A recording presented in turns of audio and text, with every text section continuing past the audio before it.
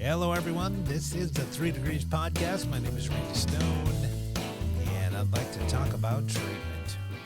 Let's talk about inpatient and treatment, outpatient treatment. What's the difference? What's the difference between inpatient and outpatient?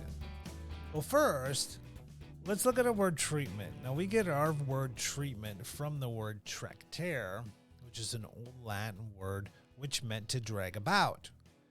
Then it went to mean to manage, and then to deal with.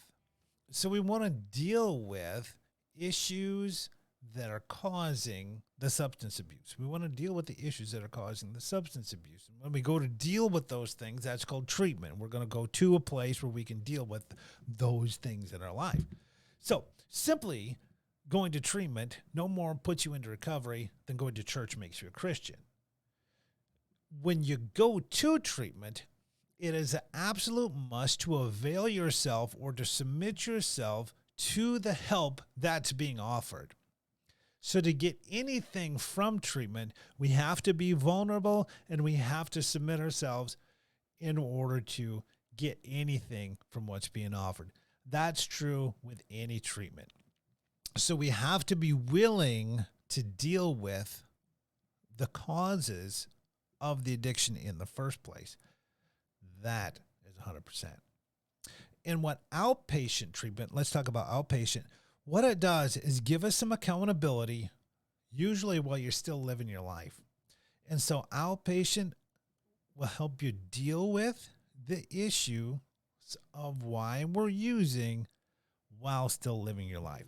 Sometimes it's called intensive outpatient, where someone goes to an office or Zoom call or something like that, anywhere from 1 to 3 hours, usually 4 to 5 days a week, and deals with the cause of addiction. So some of the goals of intensive outpatient, sometimes it's called IOP, intensive outpatient, is to heal from past trauma. Heal from past trauma, identify triggers and reasons for drug use. It wasn't just fun. Develop new healthy coping skills, and learn relapse prevention techniques. That's the goals of outpatient treatment. Now, inpatient is a little bit different. It's designed to accommodate people who are experiencing the acute effects of addiction. They're so physically addicted, they need medical assistance to come down and stabilize. And the facility, most likely a hospital or treatment center, assists in that abstinence for a period of like 30 days, 21 days, 45 days. You know, it varies from how long, but it gives someone a break, or the facility assists in the abstinence for a number of days.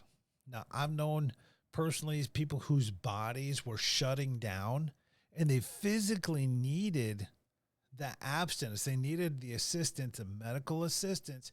You know, there's detoxing, and there's DTs, and there's things that happen to someone's body when they come down, when they don't have the drug or they don't have the alcohol that they used to have. That's necessary. It's necessary to be in inpatient treatment.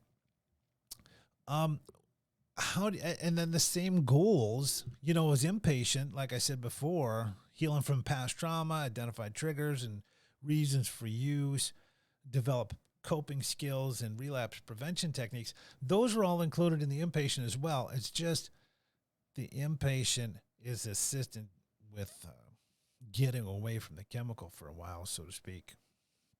So it's actually pretty common for someone to do inpatient for a while and then switch to an outpatient once they've stabilized and once they get on track to go to outpatient after they go to inpatient. So how do you know what's right? You know, well, maybe I'm not, so physically addicted, but maybe you just can't get on track. Maybe someone just can't get going. They'll go for a few days and then use, and then go for a few days and then use. Well, maybe then you might want to think about doing an inpatient. Otherwise, another good thing to do is get a professional assessment. Let a professional assessment, states differ in how they do assessments. So if you get an assessment, get a chemical assessment, and that will help you decide inpatient or outpatient. The real key to treatment, whether it's inpatient or outpatient, is availing yourself to the new information and wanting to get better. Recovery is going to be a lifelong process. This isn't a quick fix. Recovery is not a quick fix. It's going to require discipline and effort from now on. There are more things you can do to increase the odds or the chances of succeeding in long-term recovery. We can talk about that at another video.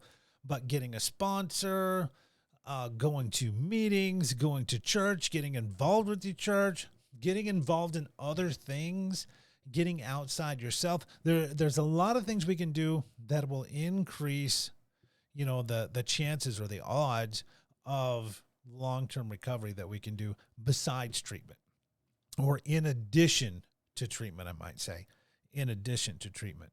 So we can talk about those at another time, but the difference between outpatient and inpatient, it's outpatient. You're going to somewhere 1 to 3 days a week, 4 days a week, 1 to 3 hours, getting on track.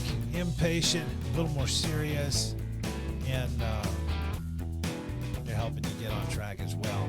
So my name is Randy Stone. This has been the 3 Degrees Podcast. Thanks for joining me. Until next time, God bless. We'll see you soon.